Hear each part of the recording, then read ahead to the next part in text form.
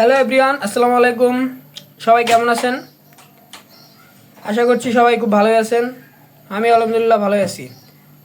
আজকে আমি এখানে আরেকটি নতুন তরমুজের মজাদার রেসিপি নিয়ে চলে আসলাম। এখানে আমি একটি তরমুজ কেটে নিয়েছি।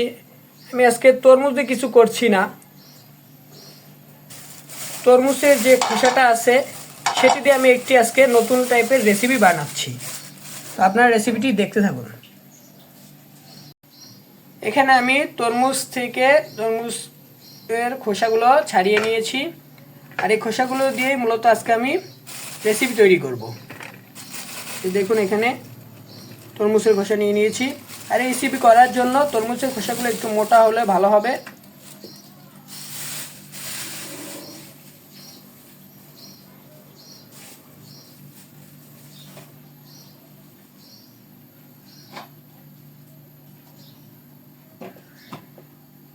এই রান্নাটি করার জন্য প্রথমে আমি তরমুজের এই খোসাগুলোকে কিভাবে কেটে নিই তা আপনারা দেখতে থাকুন।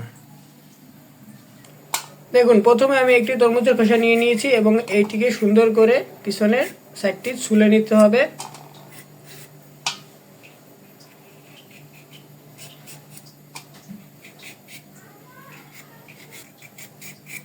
মিডিয়াম করে চোচাগুলো ফেলে নিতে হবে, অল্প করে ফেললে হবে না।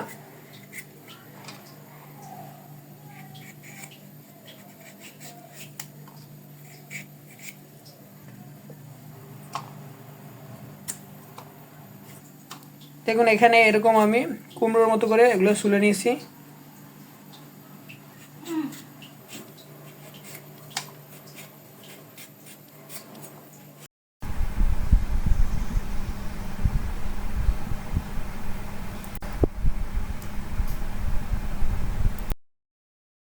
এখানে আমার সবগুলো তরমুজের খোসা ছাড়ানো হয়ে গেছে। এখন আমি এই তরমুজের খোসাগুলোকে কেটে নেওয়ার আগে সুন্দর করে ধুয়ে নিব।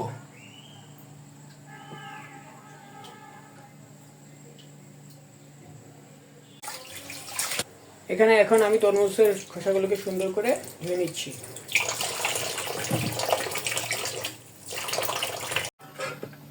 এখন এগুলো আমি ধুয়ে নিয়ে চলে এসেছি। এখন আমি এগুলোকে কেটে নিচ্ছি।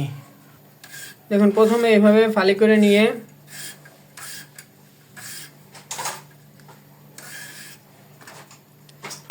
এরপরে এরকম চিকন চিকন করে কেটে নিতে হবে।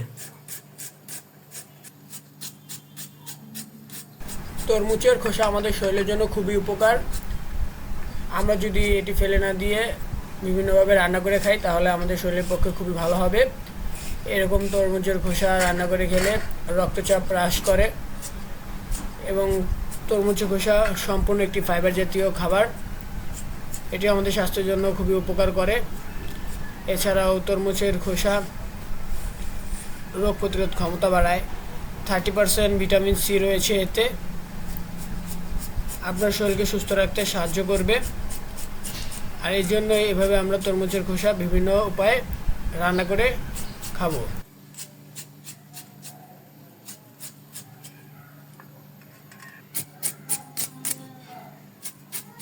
আর এই তরমুজের খোসাগুলো কাটার সময় একেবারে চিকন করে কাটতে হবে, তাহলে খুব তাড়াতাড়ি সিদ্ধ হয়ে যাবে এবং খেতেও খুব ভালো লাগবে।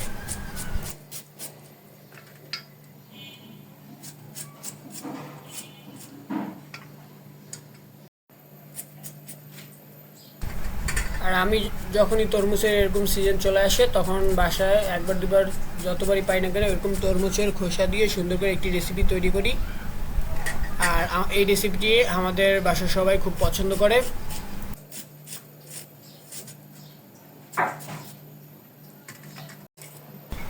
এরপর আমি এখানে একটি মরিচ ফালি করে নিয়ে নিলাম, তারপরে একটি পেঁয়াজ কুচি করে নিচ্ছি রান্নার জন্য।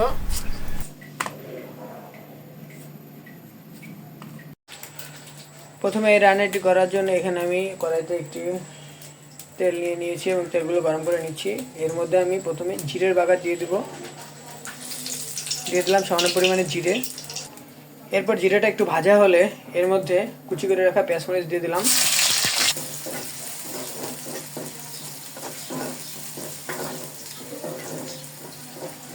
এখন পেঁয়াজ মরিচগুলোকে তেলের সঙ্গে হালকা ভেজে নিব।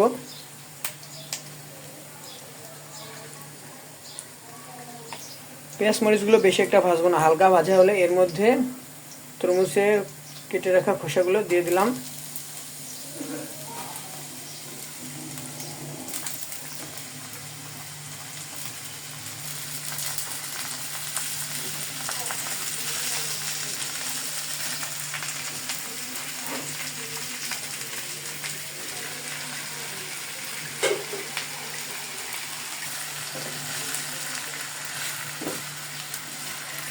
এখন আমি এর মধ্যে দিয়ে দেবো পরিমাণ মতো লবণ।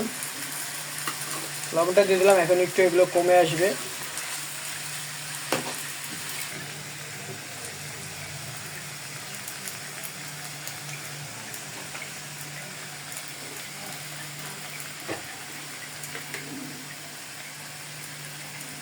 দিয়ে দিচ্ছি সামান্য পরিমাণ হলুদের গুঁড়া।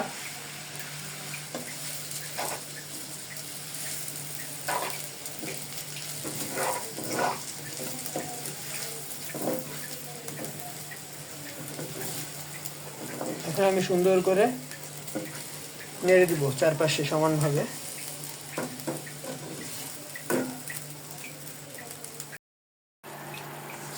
এখন আমি এর মধ্যে সিদ্ধ হওয়ার জন্য সামান্য পরিমাণে পানি দিয়ে দিলাম।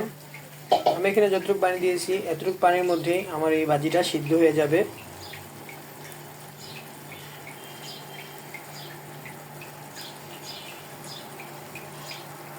তরমুজের খোসা ভাজি করার সময় যদি সিদ্ধ না হয় তাহলে খেতে তেমন একটা ভালো লাগে না। এই জন্যই আপনাদের যদি তরমুজটা একটু বড় ধরনের হয় তাহলে সিদ্ধ করার জন্য একটু বেশি পরিমাণে পানি দিয়ে দিবেন।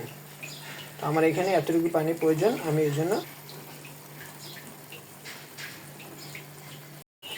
আমার এখানে তরমুজের খোসার ভাজির রান্নাটা কালারটা অনেক সুন্দর আসছে, দেখুন।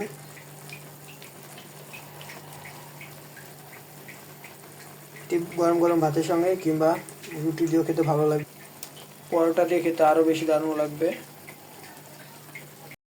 আমি এই তরমুজের ভাজিটা সুন্দর করে সিদ্ধ হওয়ার জন্য ঢাকনা দিয়ে ঢেকে দিব। আর একেবারে সিদ্ধ হলেই তারপর পানি শুকিয়ে যাবে। তারপরে এটা আমি তারপরে প্রয়োজন মতো জিরার গুঁড়া উপর দিয়ে ছিটিয়ে দিব। এতে করে ভাজিটার থেকে সুন্দর করে একটা স্মেল বেরোবে আর খেতেও ভালো লাগবে। তো দেখা হচ্ছে আপনাদের সঙ্গে রান্না শেষে। এখন আমি ভাজিটি সিদ্ধ হওয়ার জন্য সুন্দর করে ঢেকে দিচ্ছি। দেখুন আমি ভাজা জিরে গুঁড়ো দিয়ে ভাজিটি শেষে নামিয়ে নিয়েছি। আমার রান্না শেষ। এরকম তরমুজের খোসা দিয়ে নিমিষেই প্লেট ভাত খাওয়া হয়ে যাবে। আমরা বাজার থেকে তরমুজ কিনে আনলে তরমুজের খোসা এরকমভাবে ফেলে না দিয়ে এরকমভাবে সুন্দর করে রান্না করে খেলে শরীরের পক্ষে খুবই উপকারী। আর এভাবে একবার আপনার বাসায় ট্রাই করে আমাকে জানাবেন কেমন লাগে। এভাবে খেতে সত্যি খুব ভালো লাগে, আর গরম ভাতের সঙ্গে তো আরোই ভালো লাগে। আর রমজান মাসের এই রেসিপিটি আপনাদের কেমন লাগলো আমাকে অবশ্যই কমেন্ট করে জানাবেন।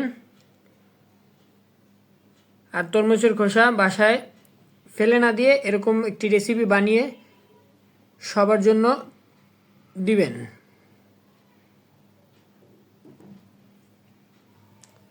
আজকের ভিডিওটি এ পর্যন্তই। ভিডিওটি যদি ভালো লেগে থাকে তাহলে অবশ্যই like, comment, share and subscribe করবেন। আমার পাশে থাকবেন। সবাইকে অসংখ্য ধন্যবাদ। আল্লাহ হাফেজ।